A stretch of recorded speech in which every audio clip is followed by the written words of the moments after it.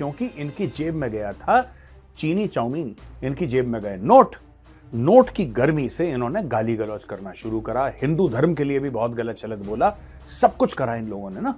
G20 करवा दिया मोदी जी ने और कश्मीर में मीटिंग करवा दी उसकी, श्रीनगर में मीटिंग हुई बड़े शान से। तो इसका मतलब क्या स्विट्जरलैंड मुंह फुला के बैठ जाए कि अरे आपने कश्मीर में पर्यटन को बढ़ावा दे दिया, हमारा दिल टूट गया, स्विट्जरलैंड का दिल? ऐसा होता है कहीं पे? तो इसके ऊपर वही अपना पुराना दोहा फिर से एक बार आपको सुना देता हूं। मोइजू का बज गया बाजा, मंत्रियों का बज गई बीन। मोइजू का बज गया बाजा, मंत्रियों की बज गई बीन। कहत कबीर सुनो भाई साधो, पीछे खड़ा है चीन। मजा आया। तो दोस्तों हुआ ये कि मोदी जी ने डुबकी तो लगाई थी लक्षद्वीप में और डूब गया है मालदीव। इसीलिए तो हम कहते हैं वाह मोदी जी वाह वाह। नेशन जहाँ पर यूनिटी आती है वहाँ पर चीज़ों को ऊपर लेकर जाया जाता है और अपनी कंट्री को एक अच्छी जगह पे और एक जगह मुकाम पर लेकर जाया जाता है, जो कि इंडिया में इस वक्त वाकई मौजूद है। उनकी यूनिटी की बेस पे तो देखें ना कि उन्होंने अगर इसका बाइकआउट किया तो आज वो $मिलियन का जो है ना वो मालदीव को उन्होंने नुकसान दे दिया। वो अपनी एक बिजनेस, एक जजीरा, एक आइसलैंड को लेकर तो इतना एग्रेसिव है और उन्होंने उस यूनिटी को शो किया और इन लोगों को पकड़ के तबाह करके रख दिया। लक्षद्वीप की वजह से जो तीन उनके मंत्री आए थे, ठीक है, उनकी जो स्टेटमेंट जो मोदी के खिलाफ आई थी, मोदी की तो पावर आपके सामने है कि उसके खिलाफ बोलने पे उसने अपने मंत्रियों को फारग कर दिया। हमारे कायद का फरमान था यूनाइटेड फेथ, इससे नेशन बनती हैं, जो कि हम लोग फॉलो नहीं कर रहे, लेकिन इंडियन कल्चर में बहुत ज़्यादा फॉलो किया जा रहा है। एक दूसरे को बैक करते हैं, एक दूसरे की टांगे नहीं खींचते। अब ये जो मामला हुआ है तो उन्होंने फुली सपोर्ट किया अपने प्राइम मिनिस्टर को, ठीक है, और वो ये भी सुनने में आ रहा है कि वो बाइकआउट करेंगे अब नेक्स्ट, ठीक है। तो इसी तरह कौमें बनती हैं जो यकजा होकर रहती हैं और उनकी तरक्की का राज ही ये है कि एक दूसरे को सपोर्ट करते हैं। इस तरह ये गवर्नमेंट लेवल के ऊपर उन्होंने ये सारा कुछ किया है।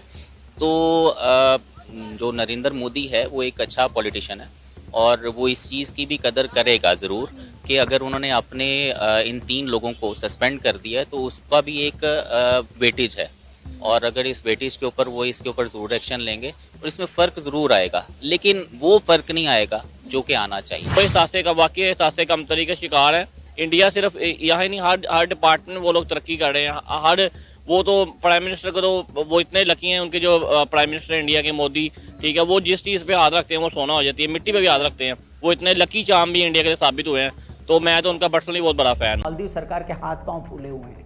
5 लाख मालदीव की आबादी है और 10 लाख हिंदुस्तानी अब तक #बॉयकॉट मालदीव ट्रेंड करवा चुके हैं। ऑब्वियसली पीएम मोदी वोट लेके आया तो वो अपनी आवाम का लीडर ही है, क्योंकि वहाँ पे तो डेमोक्रेसी इन रियल वर्ड्स है।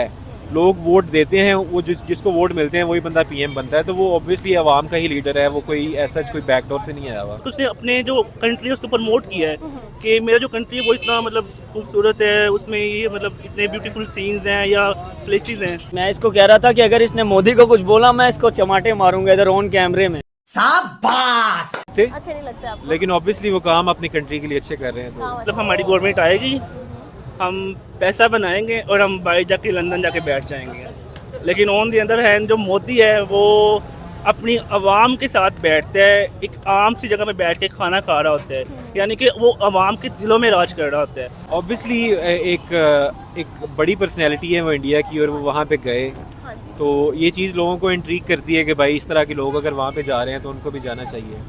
तो ये चीज़ें ही टूरिज्म को जो है वो प्रमोट करती हैं आगे। बस उन्होंने सिर्फ 3 पिक्चरें खिंचवाई और जाकर के स्कूबा कर लिया और वहां पर बैठ करके शांति से कुछ काम कर लिया और उसके बाद विजिट करके चले आए। मालदीव्स को अपने 3 मिनिस्टर्स को सस्पेंड कराना पड़ा, चाइना जाकर के मालदीव्स के प्रेसिडेंट को मिलना पड़ा, चाइना भी परेशान हो गया, पाकिस्तान भी परेशान हो गया और मालदीव्स की तो हालत ऐसी हो गई है कि अब उसको समझ में नहीं आ रहा है कि नंगा खाएगा क्या और निचोड़ेगा क्या। मालदीव्स हमारा पाला हुआ एक पपेट टाइप से था। हमारे पास मेडिसिन नहीं है, ठीक है दे देते हैं भाई। हमारे पास डिफेंस स्ट्रांग नहीं है, ठीक है दे देते हैं भाई। हमारे पास इलेक्शन लड़ने के लिए पैसा नहीं है, ठीक है दे देते हैं भाई। हमारे ऊपर दूसरा देश आक्रमण करने वाला है, हम भेजते हैं डिफेंस आपको। हमारे पास इस टापू से उस टापू में जाने के लिए, आइलैंड पे जाने के लिए बहुत सारी सुविधाएं नहीं है, हम नेवीज भेजते हैं। हमारे पास खाने को नहीं है, हम भेजते हैं। हमारे पास बिजनेस नहीं है, हम टूरिस्ट भेजते हैं।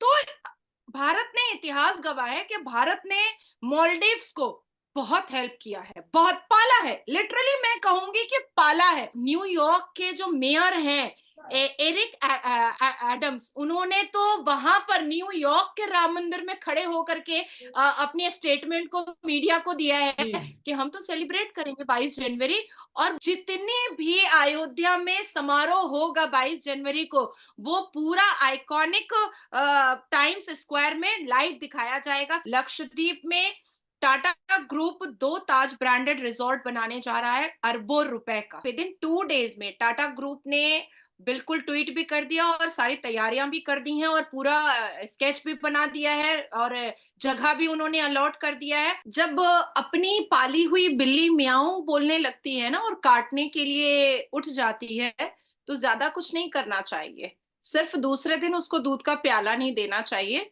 बस बात खत्म हो जाती। बात तो सही है।